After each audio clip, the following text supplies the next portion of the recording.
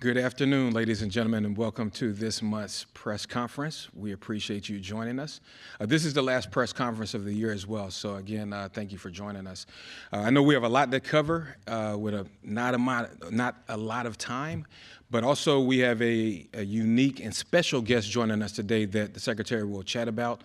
So with that, I'll go ahead and turn it over to the boss, Secretary Denis McDonough. Terrence, thanks very much. Hello, everybody. Thanks for coming in. Thanks for joining us online.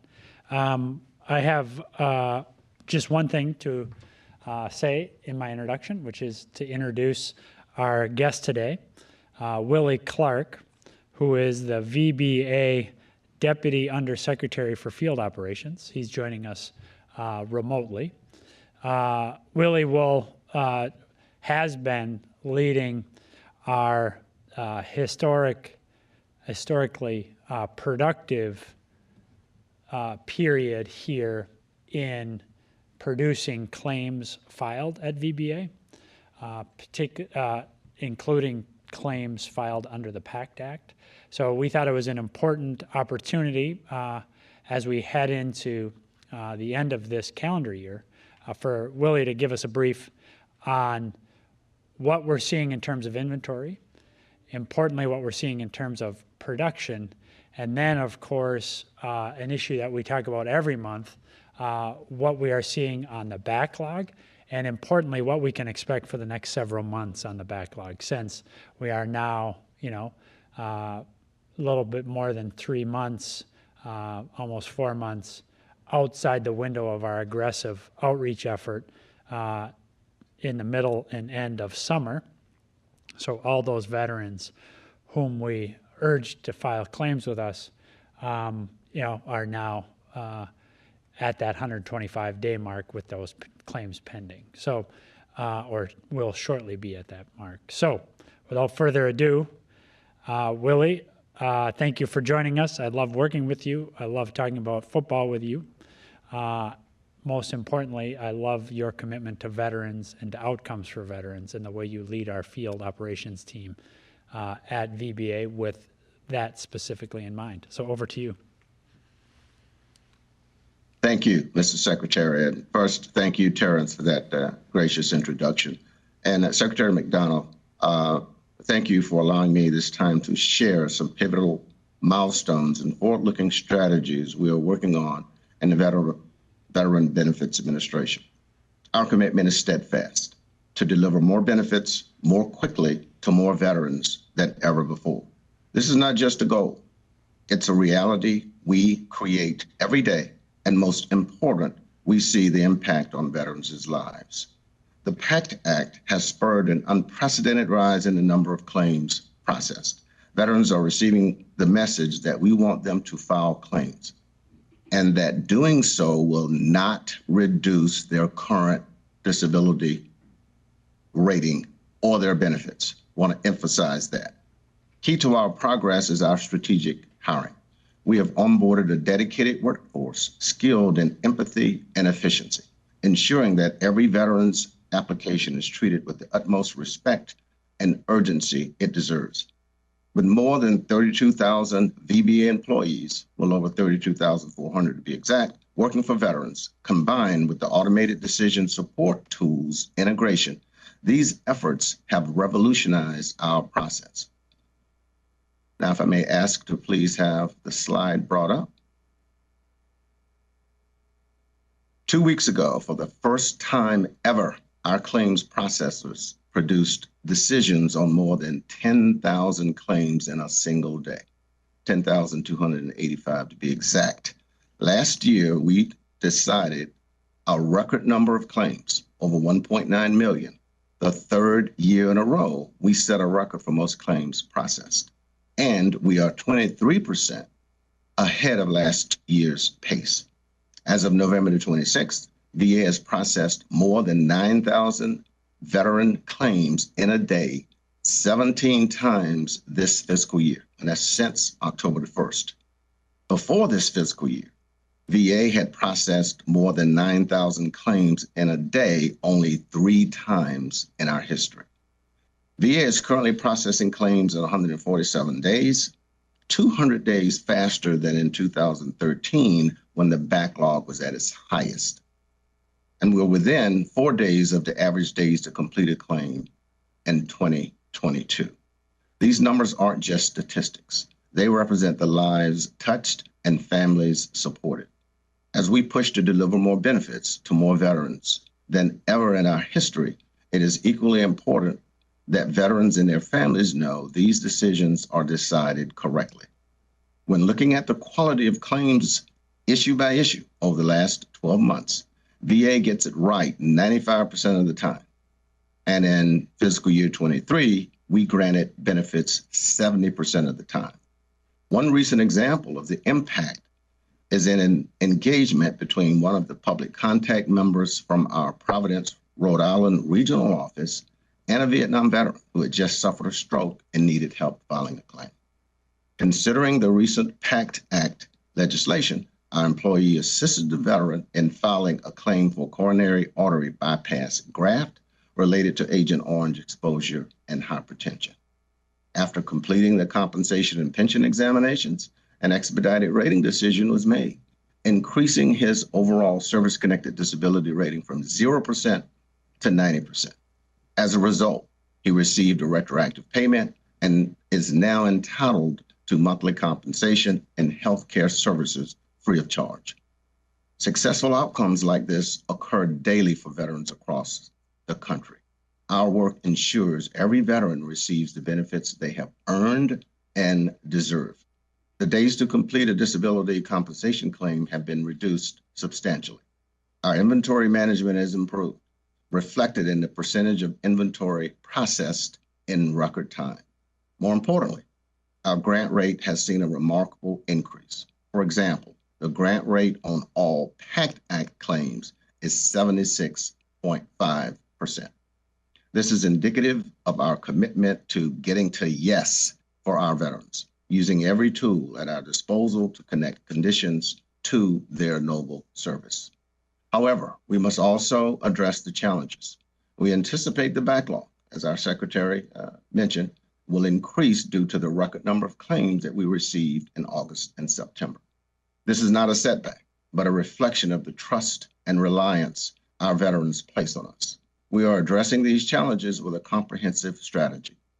This includes continued hiring, enhancing our decision support tools, and refining our processes to ensure efficiency and accuracy. Our plans are robust and responsive. We will not only maintain our current momentum, but accelerate it, ensuring that every veteran receives the benefits they have earned. Thank you for your interest in veterans, your support, and your commitment to our nation's heroes. Together, we will continue to make a difference in the lives of those who have bravely served our country. Thank you, Mr. Clark, for joining us. And as you stated earlier, thank you to your team for all the hard work and the dedication that they have to our veterans like myself. So I'm very thankful for that. So thank you for joining us today, sir. With that, we'll go ahead and open the floor up to questions. Leo. Yeah, hi, Mr. Secretary. Thanks for doing this again. I wanted to ask, with those high levels, if this is sustainable at this point. That's quite a surge of activity. I don't know if it's more appropriate for you or for Mr. Clark to answer, but is that simply, overtime and putting more effort in and potentially burning out employees, or is this a new level of production you think you can keep going to keep attacking that backlog? Yeah, well, I think the more interesting answer will be Willie's. But let me take a first swipe at it, and then Willie, if you don't mind, we'll go to you after that. And Willie, nice job. You all see now why I love working with Willie as much as I do. We're very attuned to workforce burnout. I've been spending a lot of time on the road. I was just at the regional office in Providence week before last. I've now hit many of our regional offices. It's very important for me to have an opportunity to hear directly from the workforce in terms of what they're going through and what they're experiencing. It is true that we believe, as Willie's closing comments or last several comments pointed out, we believe the way we can really work through this historic level of claims is, one, continuing to hire. And we've had a very aggressive, very successful hiring over the course of the last 2+ years. We've talked about that a lot in this room. Component part to hiring is training. And we are moving the training very successfully. And as a result, we're also watching very closely what the quality of the output looks like. So we watch it closely enough, thanks to Willie, that when we see challenges on quality, we'll make sure that we add additional training. The other way, in addition to hiring and training, is decision support tools. We're continuing to make progress, steady progress, on the use of automated decision support. That's a really important part of this. And then lastly, we think it's really important that we take a look at all of our processes and procedures so that we're not doing redundant work. A big part of this entire effort is the mandatory overtime. We have heard from the workforce and from our union partners that the mandatory overtime is demanding. For that reason, Josh has worked very close with Willie and found different times throughout the year to give some relief to our workforce on the mandatory overtime. We'll continue to look for opportunities to do that. But last point, then we'll go to Willie. Your question was, is this just going to be, focused on employees and, managing burnout? The answer to that is absolutely no. We're going to continue to invest in our workforce. Continue to invest in their resilience. One of the reasons that I've been so insistent on maintaining the maximum telework flexibility in the field is because of the high efficiency rate and productivity of the last several years under that max telework, and because it's one of the ways that our workforce has been able to manage this very high rate of performance. So let me stop there. Willie, you have certainly many more insights on this than I do. Well, Mr. Secretary, you've given the lion's share of them. And I'll say this, we can sustain the output that we're doing. And as Secretary McDonough mentioned, we have been using mandatory overtime. And as I've told my boss, Undersecretary for Benefits, Mr. Josh Jacobs, and Secretary McDonough, I don't like to ask our employees to work overtime, mandatory overtime, but I like less to have veterans waiting. So we are working mandatory overtime, that our brute force, using the hiring and the great employees that we have in our agency, over 50% of whom are veterans themselves. So we ask them to work this mandatory overtime. We are sustaining 9,000 claims a day, as I pointed out earlier.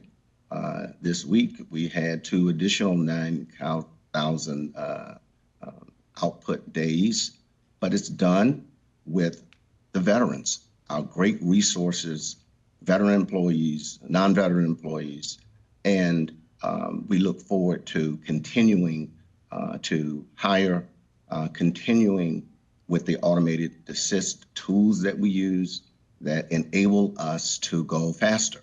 And our hope is that we can downstream, that we can rely less on mandatory overtime or overtime at all, and just have our employees work regular time.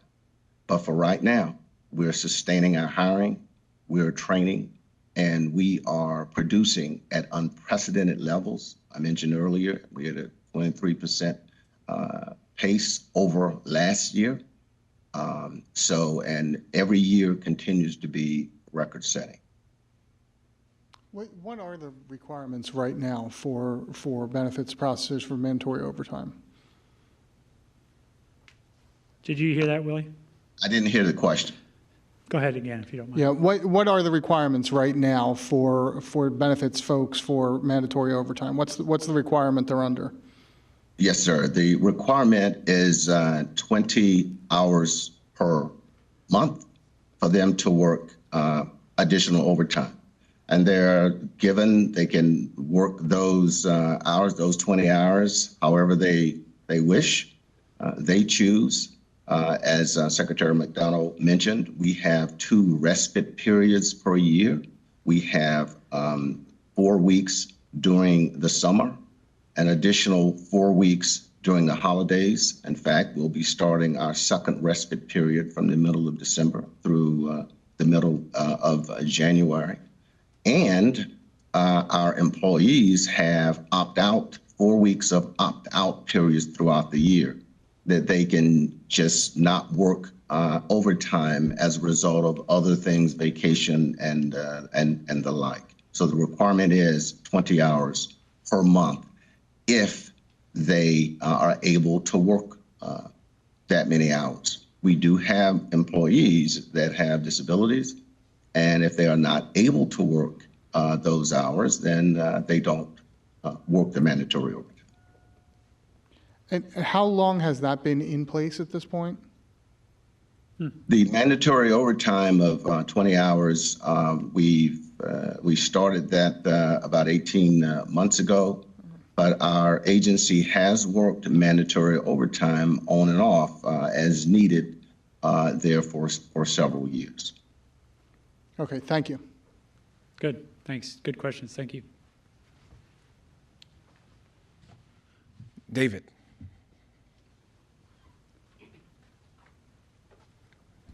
Mr. Clark, this is David Elfin of CyberFed's. Follow-up to Leo's questions. Secretary McDonough talked about the 125 days and August and September, the rush that began then. Do you anticipate the rush, backing off a little bit, and maybe you're not going to have to work to these levels, not so many 9K days, when you come back in January after the respite? Yes, sir. Great question. We know now that our inventory will peak next year, and then it will start to decline. And we are anticipating that in 2025, that our inventory will go back to 100,000 claims, and we'll be able to sustain that. So we'll continue to hire. We'll continue our automated decision support tools. They will enable us to continue with this outstanding output that we're doing. Again, thanks to our employees, our great employees that give us full days work for full days pay. We are hopeful that that in 2026, or sooner, that we can start backing off of the mandatory overtime, still maintain voluntary overtime. But it is our hope, it is our plan that, and I'll remove the hope, it is our plan that mandatory overtime will be not necessary in our employ due to our continued hiring and our automated decision tools. Can you be any more specific? When you said next year, do you have a target month?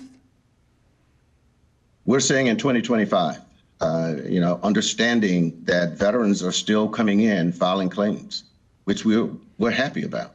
We love that. That's a part of the PACT Act, the outreach. We want our veterans to come in and file claims. And the more they come in, then of course our inventory grows. And if we don't get those claims completed in 125 days, they what we call roll over into the backlog.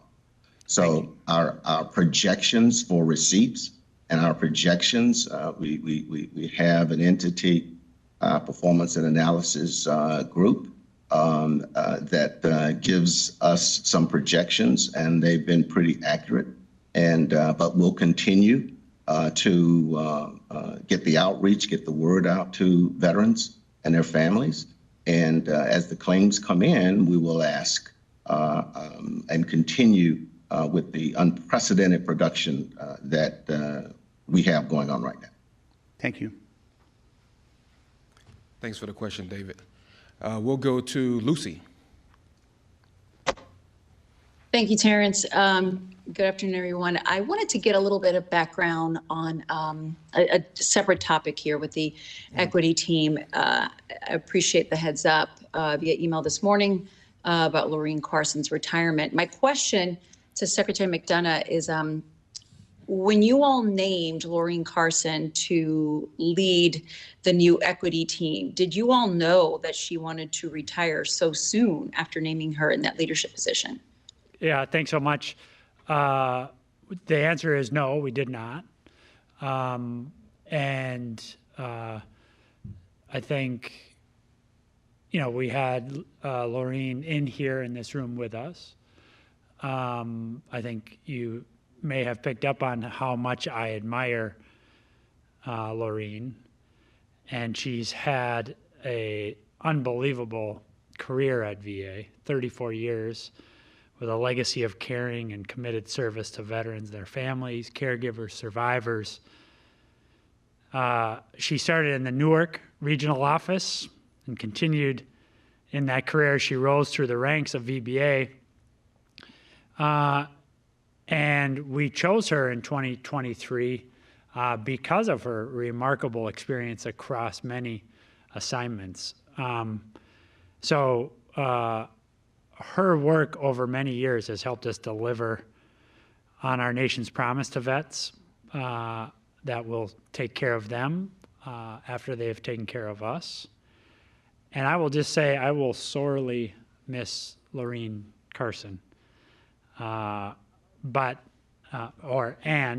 her legacy will continue with us, the many people she trained and the many great partners that she developed. So it's a longer answer than you asked for, but the answer is, do we know? We did not. And I'll just say one other thing is I'm saddened that she retired, but I absolutely support her decision and wish her nothing but continued success. Mr. Secretary, we've been waiting for an update from the equity team under her leadership. Is there anything that you could talk about as to, one, why she decided to retire after being named into such a high-profile position? And also, what was she able to accomplish in this short time? Can you talk about any of the progress, any of the analysis that she and her team have been able to do since June? Yeah, thanks very much. I think it would, rather than me speak for Laureen, I'd rather let her speak for her decision to retire.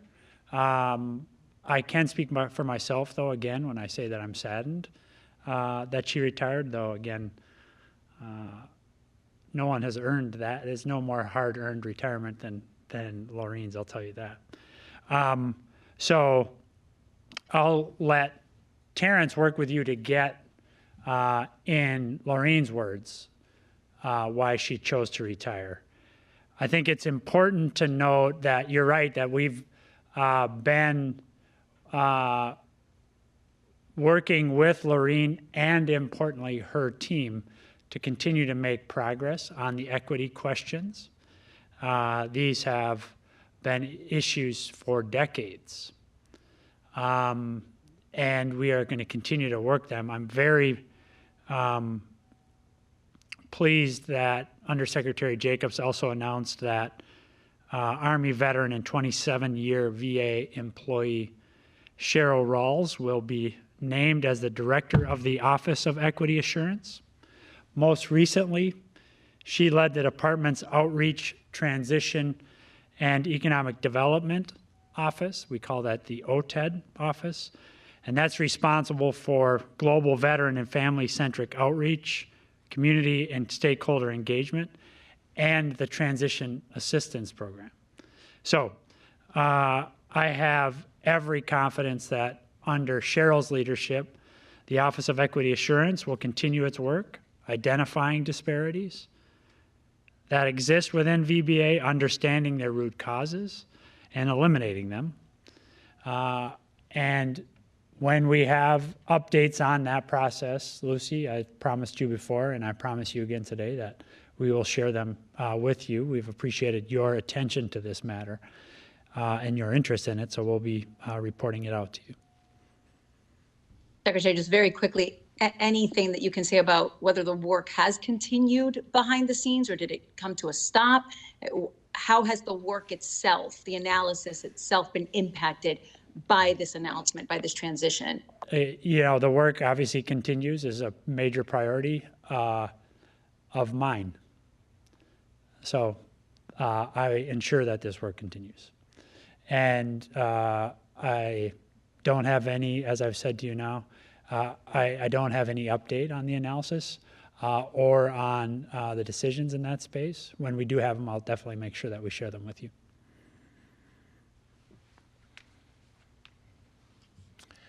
Jory.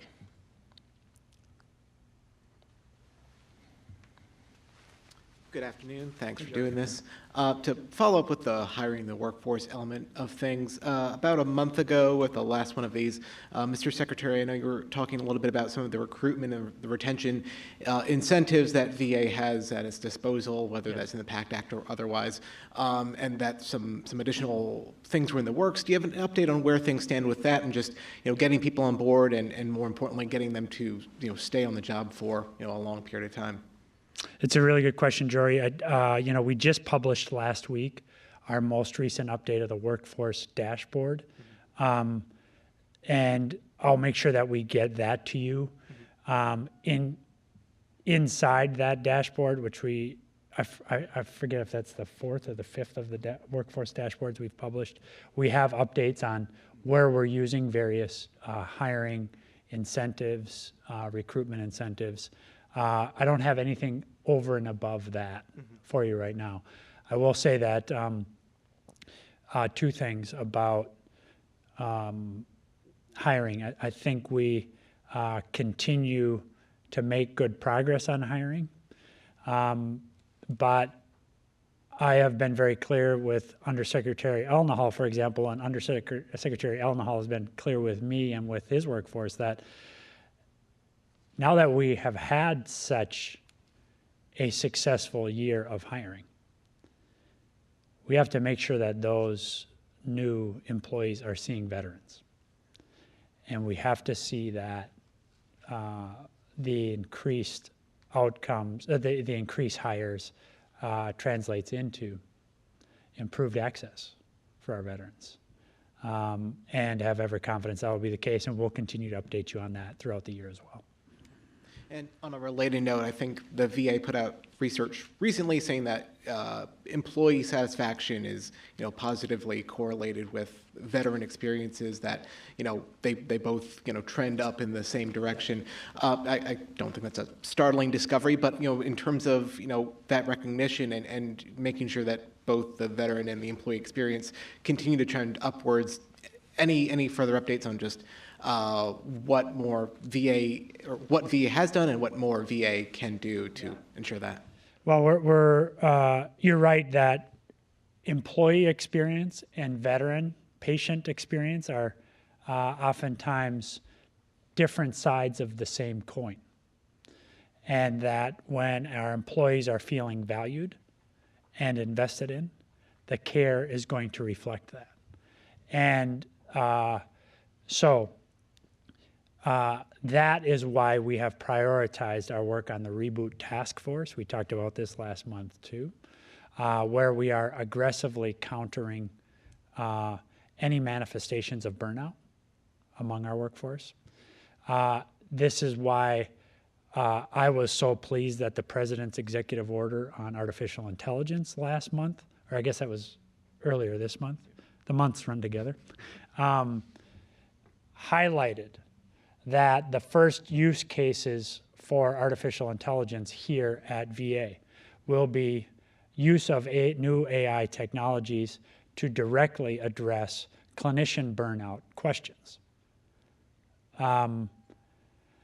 Lastly, we now, through the use of our e-signal, we are regularly generating data directly from our employees, the same way we generate that data through the surveys from our veterans, to ensure that we have the most timely and actionable intelligence about what to confront. So we aggressively use the all-employee survey every year. We are now aggressively supplementing that with the employee survey. And then when we have opportunities to go out with specific targeted surveys, for example, a survey on how future of work is proceeding here in the National Capital Region, we're going to do that. So that survey should be hitting inboxes of our employees here in the National Capital Region, here in the relatively near term. Each of those are opportunities for us to assess exactly what the employee experience is and where we need to address any shortfalls. All right. And one quick follow-up to that last point about future work. You mentioned maximum telework flexibility still for those VBA field employees. I know the headquarters is a different story, but can you just shed a little bit more light or clarify just what maximum telework means for them, like in terms of days of the week, and just how that is kind of helping them manage the workload and deal with burnout and related things? Yeah, I've been very clear with the field that we will fight to protect their ability to maintain max telework. And max telework is defined as in the workspace 2 days of pay period. Okay, that's what max telework is. So we will continue to defend their ability to be at max telework as long as they're producing at those amazing numbers that Willie Clark just showed us on the screen. So I think we're in a position to continue to continue to successfully make and win an argument that says our max telework workforce in the field, especially at the ROs, is producing at an historically high level.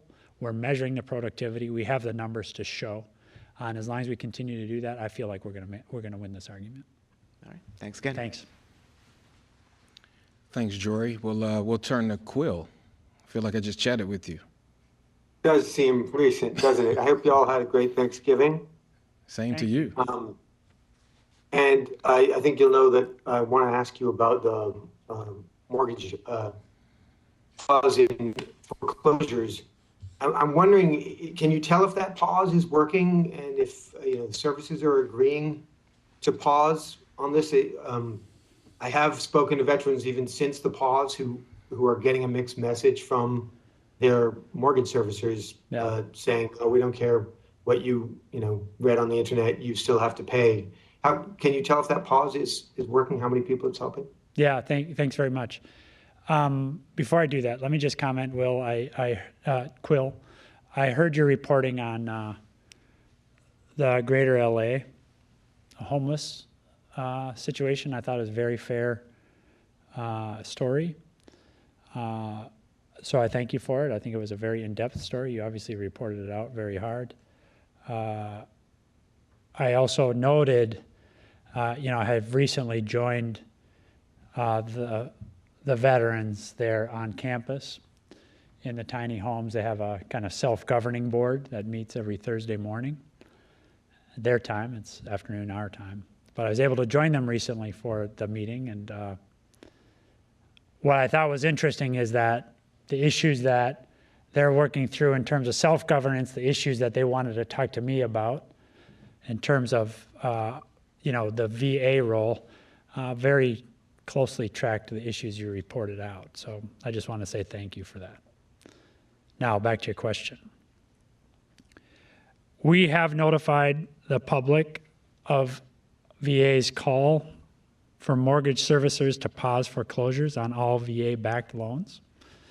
And we're working urgently to put out a circular to provide official guidance to that effect. I'm confident that that will be out very soon. In the meantime, we have actively been meeting with mortgage servicers to prepare them for this official guidance that will be coming out shortly and to answer any of their questions. In fact, in just recent days, we met with the servicers that represent over 90% of all the mortgages in question. We felt good about that meeting. Once we put out the guidance, we expect that any foreclosures that have been filed since November 17th, 2023 will be put on hold, along with any other in-process foreclosures on VA-backed loans. This will pause the foreclosure process for these veterans through May 31 next year, 2024, giving us the additional time that we need to help these veterans find solutions to stay in their homes. Now, I think we've communicated this to you and to your teammate, I think his name is Chris Arnold, how much we've appreciated your reporting. Let me say directly to veterans, if you are facing imminent foreclosure, we encourage you to call us at 877-827-3702 or to visit us at va.gov/housing-assistance and let us work with you to address any of these questions or concerns that you're confronting. I hope that answers the question.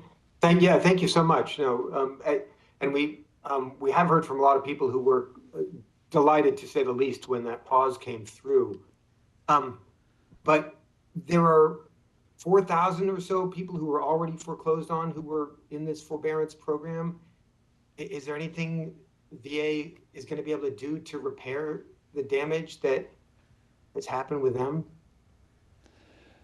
Well, we're going to work through through each of these, Quill, and we're continuing to obviously talk with you and Chris, and we'll continue to talk to the press. And then I just want to say one more time to any veteran who's struggling to make their payments, who has experienced the kind of situation that you've just talked through, please reach us directly. I'll give you the number one more time, 877-827-3702, or visit us at va.gov/housing-assistance.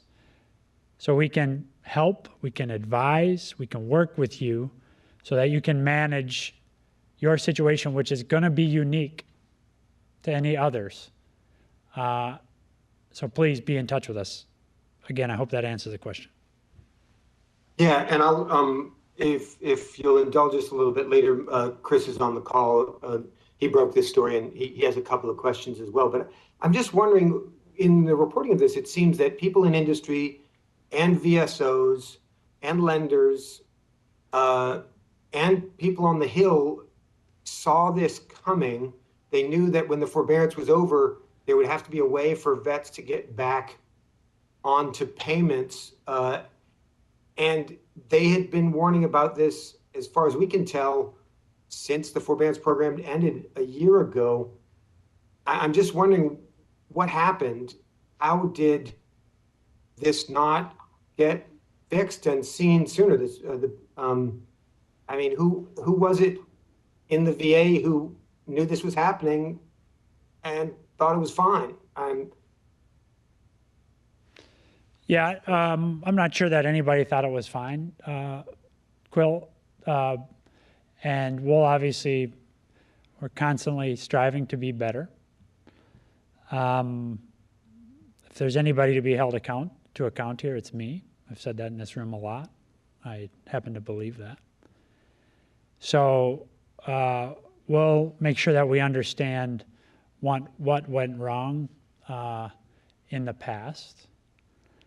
And at the same, I just say that, I think it's worth noting that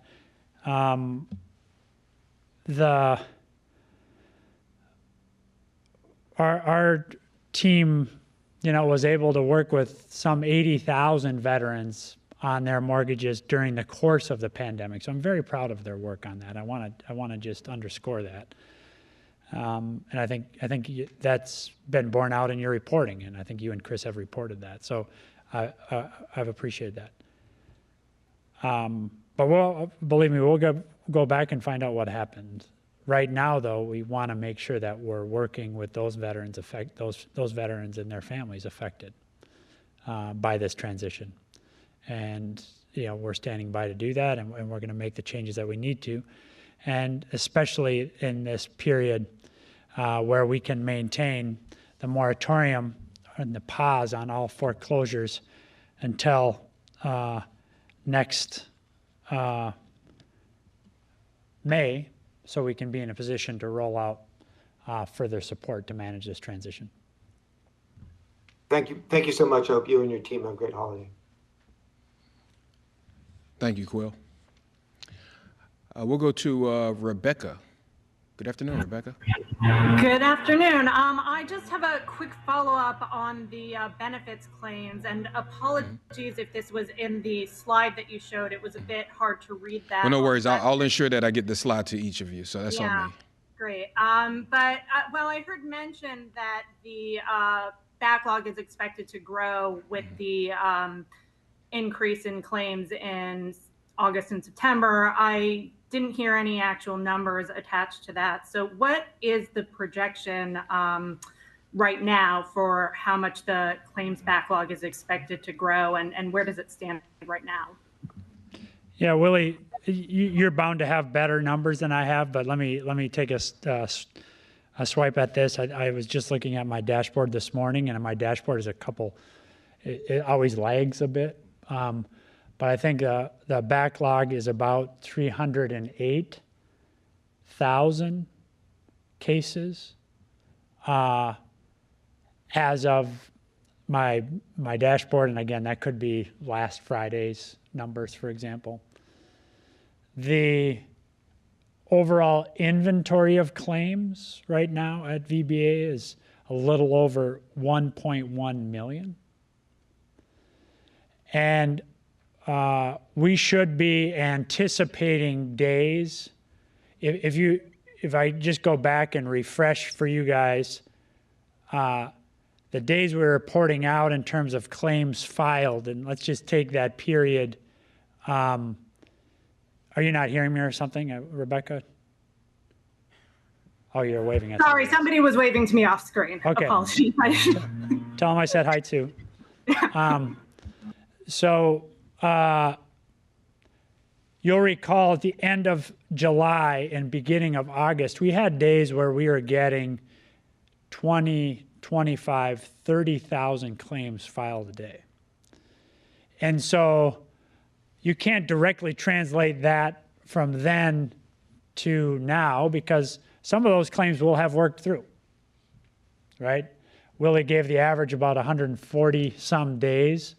But that's a median, right? So we have cases that are getting resolved much sooner and some that take longer. But that should just give you a kind of a scope. I don't know, Willie, do you have a specific number of projection on backlog? Do we have enough kind of wherewithal, enough kind of situational awareness to make that determination? As of yesterday, sir, the backlog was just over 319,000. But as you always are, you are correct in your assessment. We know that the backlog is going to crest anywhere between 450,000 next year to possibly as high as maybe 700,000 before, again, I want to repeat, it is going to be on the decline thereafter. And it's going to quickly decline, and in 2025, the backlog is going to come back down. We will continue to hire aggressively. We'll continue with the mandatory overtime until that time, at least. And again, we need the mandatory overtime. We continue to get additional lift from our automated decision support tools That's going to help us roll faster. We're also improving on our training. We're improving on our ability to come up with regulations to make the jobs easier, manual references and updates to checklists that makes the job easier.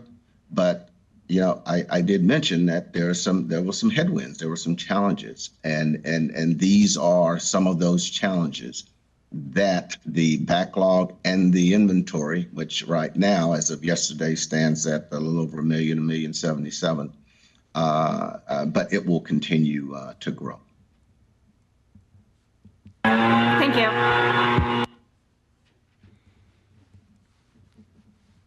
Okay, who's next? Thanks, Rebecca. Looks like we're done. Got to go. I know.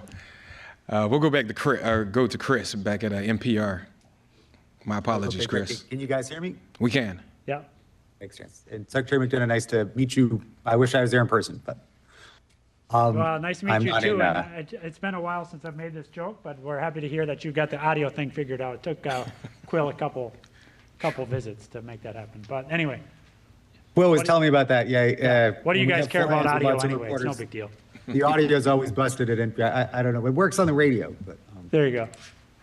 So, first, I just want to say we almost feel bad asking you more somewhat pointed questions about all this because the speed with which you guys responded and put a foreclosure pause in place was striking to everybody I talked to about it. So, I think Well, don't feel bad. Believe me, we feel bad enough for everybody, so you don't have to feel bad for us. And, we have talked to a lot of relieved veterans who are like right on the precipice of losing their house. And so this was really, really good news to them. I want to ask you about like another group of people, and bear with me here to explain it, but there are folks who were threatened with foreclosure who accepted a loan modification after the VA ended that PCP program, it was called, that gave them an affordable path to move the payments to the back of the loan and the missed payments, and they could just go back to like paying their mortgage.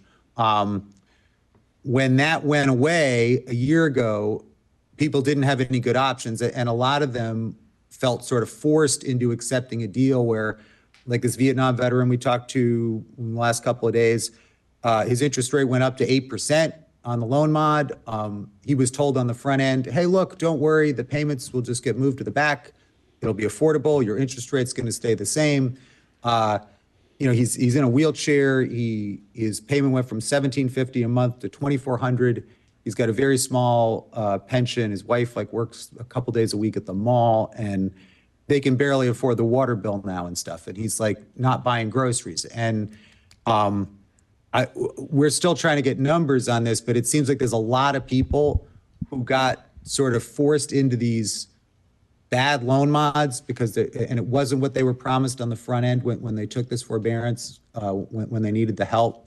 And I'm just wondering if that's something you guys are looking at or open to looking at, like when this VAST program comes back out or gets rolled out, or if the PCP thing gets turned back on, might there be a way to help some of these people who are not right now on the verge of foreclosure, but they ended up in a really bad place, and it wasn't the deal that they were promised when they agreed to do this forbearance thing on the front. It's a little complicated, so I hope that makes sense. But yeah, it does, and it makes sense. Well, sadly, it doesn't make sense, but it does make sense, if you know what I mean.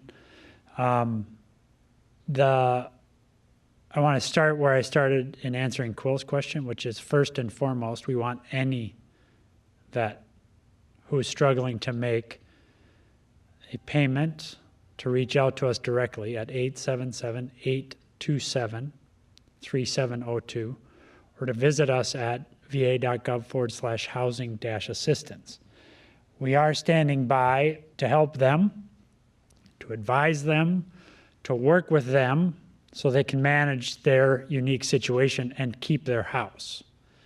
So I think you rightly point out to the fact that the VASP program, which we anticipate late next spring, is an opportunity for us to relook these questions.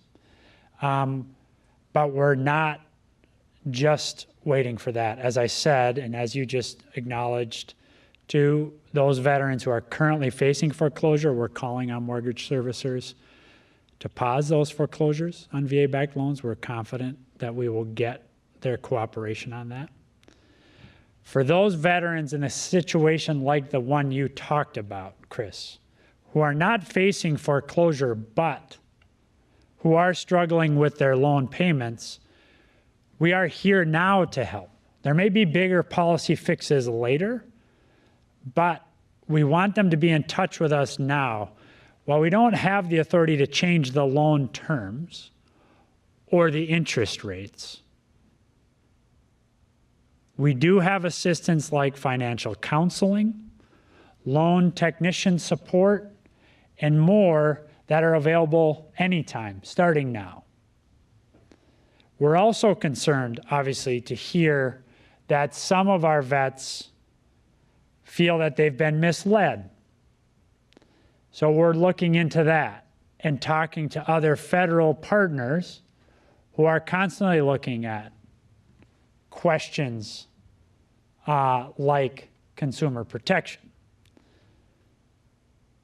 The bottom line is this: we want any veteran who's struggling with their loan to reach out to us, regardless of whether they're facing foreclosure currently or, as you've just said, at risk of foreclosure at some later date. In every case, we will do everything in our power to help those vets. Okay, thanks for that. And yeah, I understand it's a sticky wicket because if somebody's already signed a bunch of paperwork and agreed to a new loan and that loan's in a securitization pool somewhere, what do you do? At the same time, you know, if someone has a VA loan and they were told, hey, it's going to work this way, and then it didn't end up working at all that way, and their mortgage payment, some of them almost doubled. I mean, from like $2,000 to $4,000 a month, and people are really hurt. And you know, so you're saying that they should call its own. Are you saying it's not, in some cases it might be resolvable, they should reach out, I guess, is what you're saying? Or? What I'm saying is that, you know, we have a staff at the Loan Guarantee Office of more than 300 people whose job it is to work with veterans to manage these programs. And I think there's enough texture in each of these individual cases that we would want to make sure that we can understand each individual veteran's experience, what they're going through, what the terms are of their agreement, so that we can see what tools we have that can help them. Okay. And I just have one more quick question. There's some talk of, like, this is all kind of related. Is there anything that you guys could use from Congress in the way of expanded authority, either to deal with people in the situation we were just talking about, and we think it could be thousands of people in that situation, or, you know, to turn the PCP program back on. Rolling out a new program is always difficult, and it's a bottleneck no matter how well it's done. And you know, there's 40,000 people now either in the foreclosure process or delinquent and headed in that direction. I think there's some effort and talk on the Hill about turning on both solutions again for people, but the VA might not have the authority. Is there anything you'd like to see from Congress that could help you fix this? I think what I'd like to do is take that question. We're focused on addressing this at the moment, right now, to help those vets in the situations like those that you've pointed out. I have not looked at specific requests that we may need from Congress. There may, in fact, be something. So rather than rule that in or rule that out right now, let me promise to get back to you when we have a concrete answer on that. Okay, thanks. David. Secretary McDonough, wanted to ask you an IT question that's not CERNA. Okay. You've got a program under the leadership of Nathan Tierney with special salary rates for IT people. One, I don't know if you're aware of it, and two, just wondered how important it is to VA, because so many agencies have had IT problems over the year, and you guys are such a huge agency that IT has not been one of your strengths either over the years. I disagree with that characterization, actually. I think IT is a strength of VA. Over the years. And has been over the years, and I think it's a particular strength at the moment. You know, I think it's worth just commenting quickly, you know, over the course just of the last several months, we've gone to the Hill or come to you guys, oftentimes because you guys alert us to a challenge to help us identify a problem. And we're quick to note those, to address them. Increasingly, and this has been a benefit, by the way, of the future of work posture here in the National Capital Region, where informal conversations in the hallway lead to, or after meetings, before meetings, lead to greater shared understanding and collaboration, including identification of problems. So we are by no means perfect, but we are getting better at identifying problems, identifying them ourselves, and working to address them. Next point. Special salary rates, I'm very intimately aware of them because I've been arguing with OPM for them almost since the time I got here. And we're really grateful to OPM to give, for it having given us the opportunity to test these SSRs, special salary rates, for particular classes of employees. Particularly IT, they were first out of the box last summer. You'll see some of the data in the workforce dashboard that we published last week of where we're using this. This is really a great opportunity for us.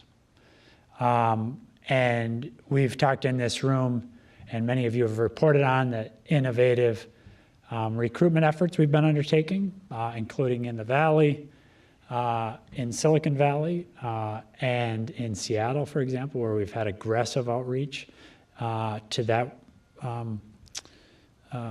industry, which has been in a lot of transition in the last year. I think we're really leading the way on AI. I'm really excited about that for our efforts here. And the SSRs have helped us on that. Lastly, I talked last month about the critical skills incentive and the fact that we got a little overzealous on the execution of the critical skills incentive. There is a number of reasons that I thought it was important to cancel those critical skills incentives for our executives in the VA central office. At the top of the list of the reasons that it's important for us to manage the critical skills incentive very carefully and prudently applies also to careful and prudent execution of special salary rates, because we are showing a pathway forward for the rest of the federal government. And we have these authorities in a way that many of our federal agency partners do not and would like to have it. So we want to make sure that we manage these tools very, very carefully. So I'm not sure I answered your question, but I think I've said a lot about SSRs. Quick follow-up on your last point. Yeah. But you have such a big picture view, having been in the Obama White House, and you know how the government has struggled, even going back that far, with IT hiring because Silicon Valley and Seattle can pay so much more. Yeah. Is your feeling so far since last July that this is working and it's going the way you guys wanted to with the SSRs, particularly in IT? I think the SSRs are a big help to us, and we are more competitive as a result. We do not have to pay dollar for dollar. People come to work at VA, including our technologists, come to work at VA because they're drawn by the mission. We have the best mission in the federal government, which is we get to care for veterans. They had our back, now it's our turn to get their back. So we just need an increment more funding and salary to supplement that mission, which is, again, is by far the most attractive tool in recruitment at VA. Second point, there are other really important tools that we did establish back in 2013, and some even before that. Presidential Innovation Fellows, which we've made good use of here at VA. And most importantly, the United States Digital Service, which is the source of our CTO here at VA.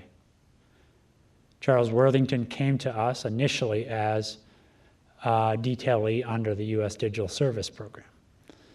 So that continues to be, as you saw in the President's Executive Order on Artificial Intelligence earlier this month, continues to be a fulcrum effort to bring technologists into the government. And it's not hard, because what more fulfilling mission could one have than an opportunity like this at VA? So we just have to get out there and keep making our case, supplemented by the SSR. I feel good about our chances when we do that. Thank you. Happy holidays. Happy New Year. Thank you. Thanks, David. Leo. Yeah, since this is our last meeting with you before the end of the year, it looks like Congress is not going to deal with the budget for the rest of this month and the rest of this year. We're hearing the possibility of a continuing resolution for all of 2024 now, fiscal 2024.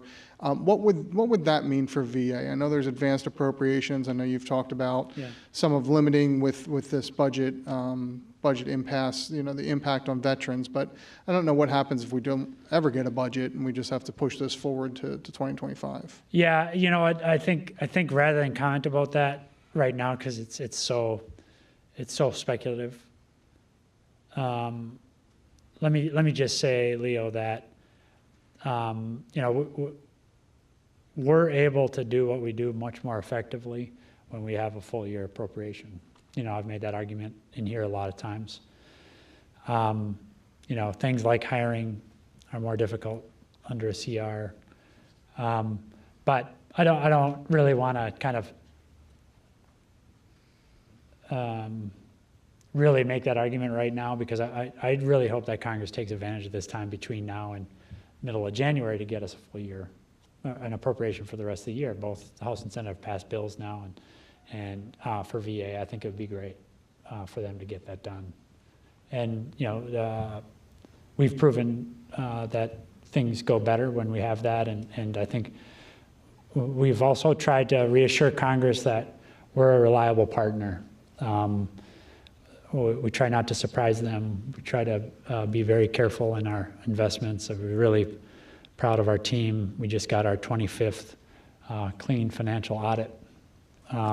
There's obviously things to work through in that audit, and we will continue to work through that. But I'm very proud of our team. We just got some early feedback from the IG on how we're doing with the execution of the Toxic Exposure Fund, which is the fund that helps us enact the PACT Act, execute the PACT Act. All these things are indications that we are very serious stewards of the taxpayers' dollars, and we take that responsibility very, very seriously, and we're just trying to convince Congress that'd be great to get a full year appropriation. Okay. Thank you. Thanks, Leo. We'll go back to Lucy.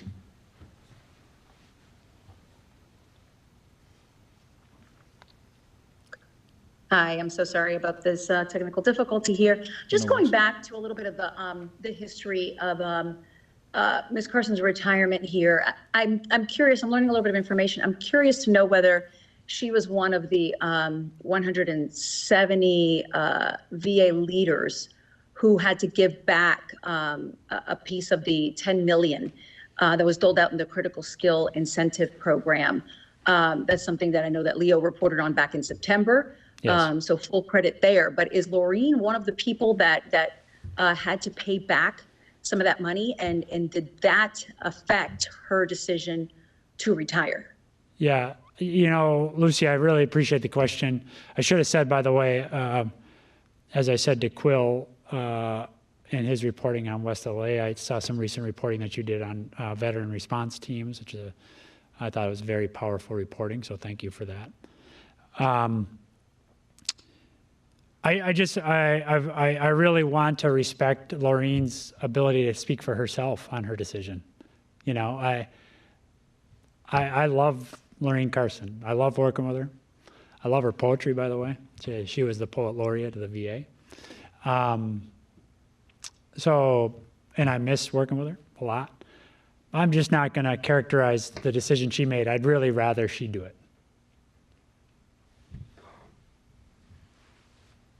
Is there anything that you can say to update us on what's going on with the individuals that were involved in taking that money and the payback plan for the critical skill incentive program?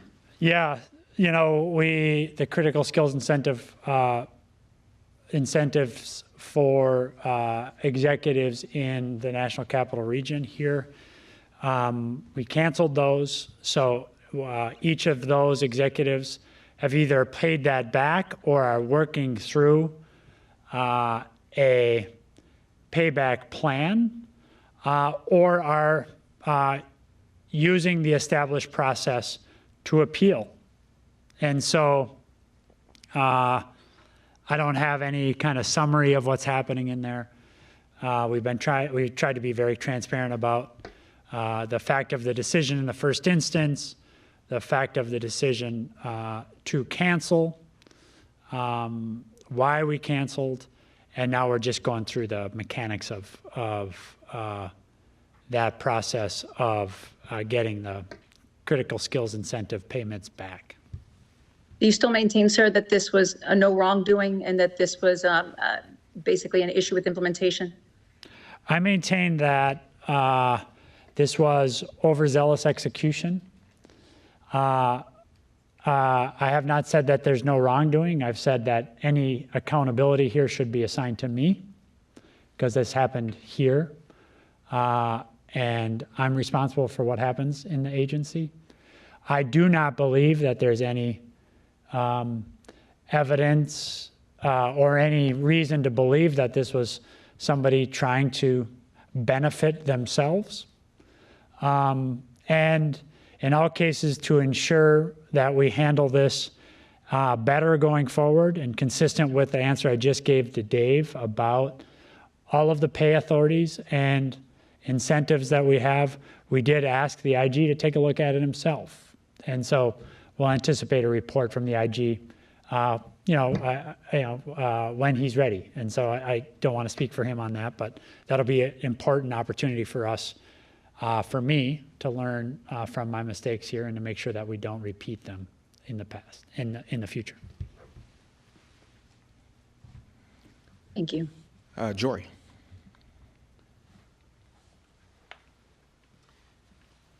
To follow up on David's questions about the special salary rate, I know, as I understand it at least, you guys have authority to set those special salary rates for, I believe, any Title V employees at VA.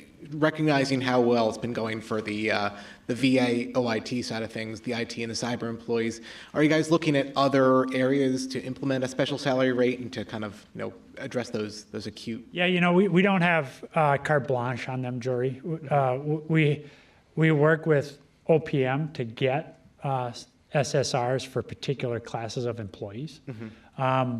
So I think what maybe we should do, maybe on one of our future monthly pressers, we could have Kurt come in and talk about how he's used them, or we can just set up a roundtable or something with Kurt, and then maybe with the HR experts at VHA, because VHA does have some authority to use some SSRs, but it's not.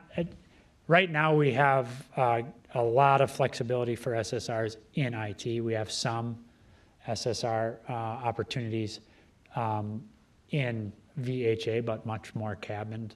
And as I say, the way I've seen this is we have to perform in the hopes that we can get additional authority. But I also take to heart the fact that we have to perform and show to Congress how serious we are about this, because especially as it relates not just to SSR, but to things like the CSIs that Lucy was just asking about. we uniquely have the CSI. Nobody else in the federal system has it.